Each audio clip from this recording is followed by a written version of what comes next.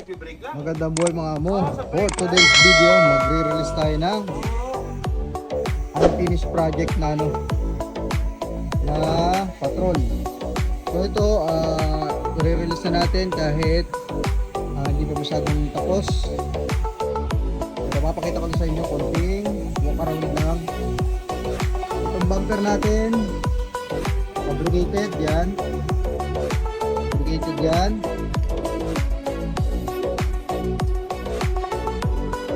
Side rail, sa baba. Yan.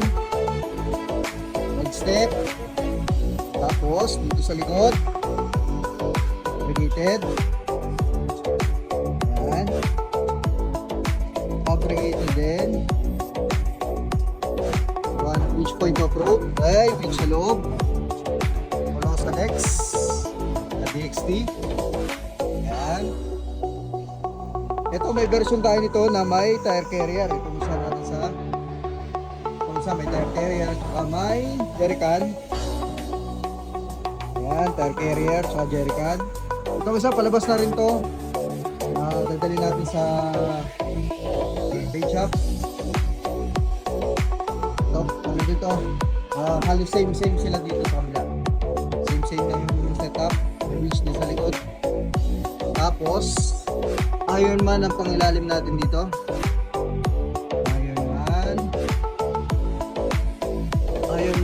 Ironman na foam cell. Yan, so panhard. Ang panhard yung nasa likod. Tapos naglagay din tayo ng ring sa ibabaw. Okay. Ang gulong natin nga pala ginamit dito ay 35, 12.5,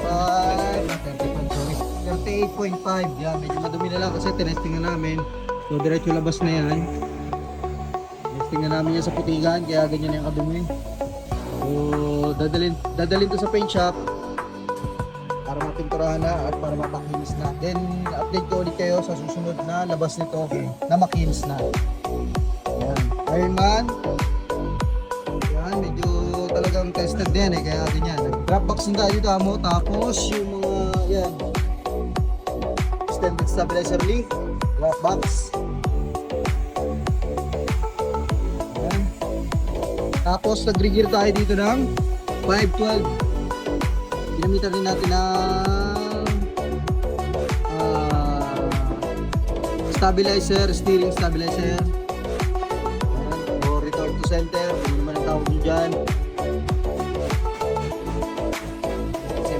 Tapos ang pinakamalapit dito syempre hardcore to. Ang lagyan natin wish dyan ay Boss Ranger by ARB. Yan, Boss Ranger. Yan, fabricated bumper, solid. Yan.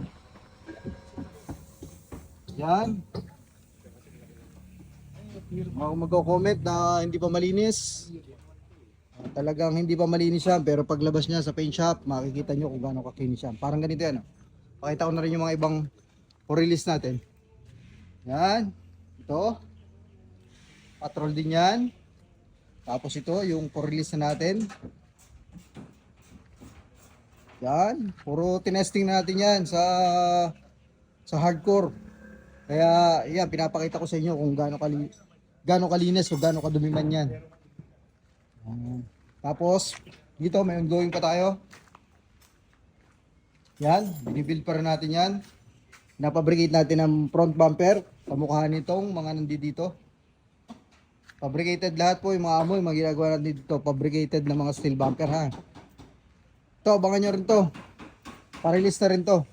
Ito naman, ang nilagay natin dito, TGM na winch. Then, fabricated na steel bumper. Tapos, almost, halos same lang din ang mga setup. Puro pang hardcore po ito mga amo ko ha. Hardcore yan. Dito sa amin, sa winch point, na ginagawa namin dito, puro hardcore. Puro pang hardcore, pandurog. Yan. Winch point off-road, sa mga gusto ng mga ganitong build. Yan. Puro patrol. Patrol, then meron para sa loob. Mga patrol pa yun, oh. Yun, nasa loob pa. Yan, mga patrol pa yun. Tapos, may patrol pa rin itong puti. Doon, nandun. Yan, patrol. Patrol tayo dito mga sa Winch Point Off-Road.